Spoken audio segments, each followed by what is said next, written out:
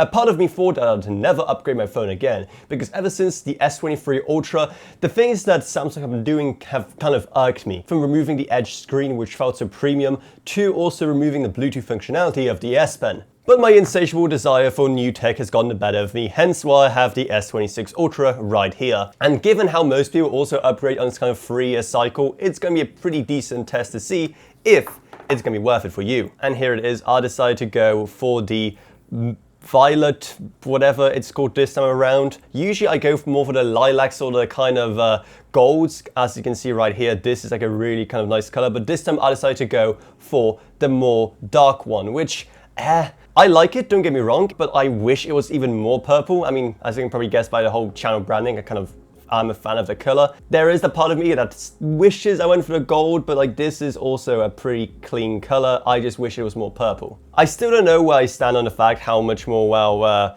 iPhone-y the brand new Samsungs look. However, one thing I've already noticed right off the bat is that, sure, we are losing out on the curved screen, but also it feels so much more comfortable to hold, because right here with this kind of sharp edge, then it kind of digs into your hand a lot more, while here with a curved edge, it sits a lot more comfortably. And as you've probably seen, my phone took quite a beating already because I just refuse to ever use a case. While it is just migrating over, let's talk about some of the other things about this phone, like for example, again, the S Pen.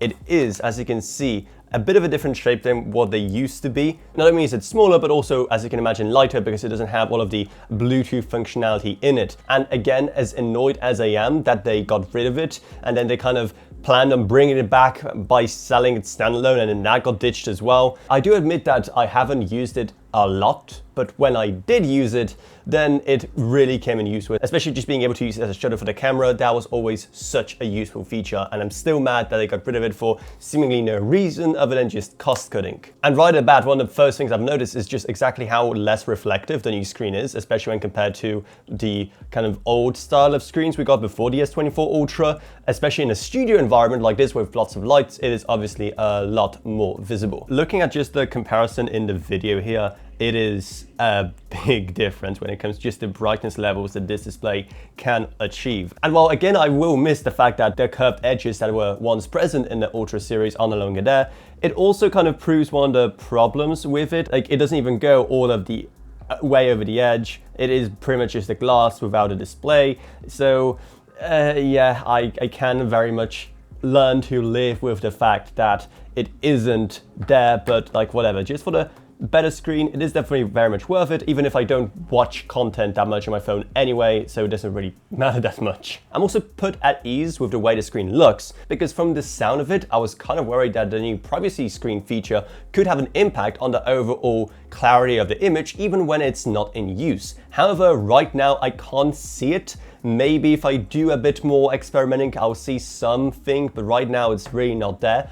Obviously, when you're actually using privacy screen, then it's gonna be a different story, because it's literally using half the pixels, so the overall image quality is gonna go down a bit. And it is a kind of trippy effect that, depending on which angle you look, it kind of looks better or worse. It kind of reminds me of the old TN screens, but on here, it's actually on purpose. There's also a maximum privacy protection option, which kind of makes the screen a bit brighter. And when I'm looking at it from this angle, I can't see what it says at all. I kind of have to tilt it like this, and only then can I actually see. It's a cool feature, but again, I won't be using it. And as you can also imagine, it's going to be quite an increase in performance between the two. Even if we still have the same amount of RAM, we are at least getting faster CPU cores. Okay, first I'm logging into the Play Store here, and the apps it's recommending me are Hinge and Tinder. I feel like it's trying to tell me something. To actually test the performance, let's just do a quick run of Solar Bay Extreme here in 3D Mark to see exactly how they kind of compare. And right at the bat, around 11 FPS versus 4 FPS in the first scene, 10 FPS versus 4 FPS in the next scene. Yeah, this is a night and day difference in performance between these two right here. And while they're kind of laying down, another thing I kind of noticed is exactly how much more it kind of sits off the ground because of the camera bump. Like, it's very difficult to see, but just look how much it wiggles versus look how much this one wiggles when I push it on the corner. It is a pretty big difference right there, but just because of the way the camera bumps are on both of these. And the final score is 1,213 versus 486.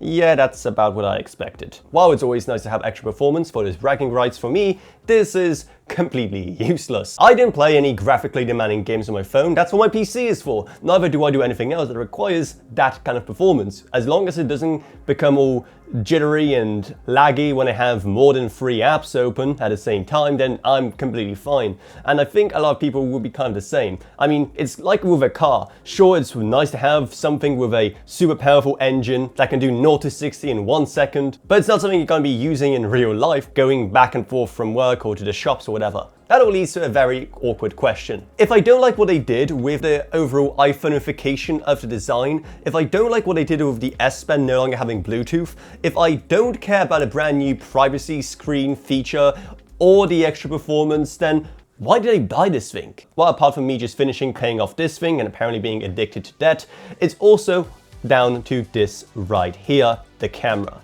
I go to a lot of events, as you know, and while it's great to be recording on Blackmagic 6K cameras or even on a GoPro, that is not always possible, and I record a lot handheld with just my phone. So that is where the quality of the actual footage right there is of utmost importance so that you guys get the best possible content. So now for a bit of an experiment. This is just the 2 cameras side by side. Hopefully you can at least see something because, well, I can't see what you guys are seeing right now. And hopefully there is a big difference between the two. I'm also adding in a bit of a wiggle because, well, not always are you able to use a gimbal, so just being able to have a nice steady image as well is very important. I also kind of want to test this without the light just to see what it looks like in slightly worse conditions, which again at shows happens a lot. So this is what the image looks like now with the main lights turned off, so hopefully it still looks good. And again, let's just add a bit of a wiggle to see what it looks like. Then when it comes to actual photos itself, well, here's how it compares when just using the rear camera. And now let's see exactly how it handles selfies, even though I never really take these, just in case you are, I guess, wondering what it looks like. I think people have come to expect that the generational improvements in phones aren't that big anymore, but most people aren't upgrading every year. Most people are upgrading every 3 years plus, and even then, the differences are pretty minimal in the things that matter to me personally. Obviously, the design language has changed a lot since 3 years ago, and the camera has improved a lot. And of course, when it comes to other things, that's more of a personal taste. While other stuff, like for example, the S Pen has gotten objectively worse by removing the Bluetooth. So it is a dubious upgrade, but one I'm still kind of happy about because one, this phone, as you can see, has seen better days just by how chipped and kind of destroyed it is in some places, plus there are also some scratches on the screen itself. So I really can't be too mad when it comes to this upgrade, even if it is nothing revolutionary, even after 3 years. So if you want to get it yourself, then our links to it will be down in the video description below, alongside a Patreon, because unlike many modern smartphones, it is always worth it. Plus huge thanks to Gavin Burns, Tristan Rage, Ella Vroniak, Balash Voka, Not a Pseudonym, Meg Sumner, Shane Allcroft, and Mason Magruder. But anyway, that's about it, so I hope you enjoyed this video. If you did, then remember to subscribe, like, whatever, and I'll see you all in whatever I make next. Goodbye everyone, goodbye.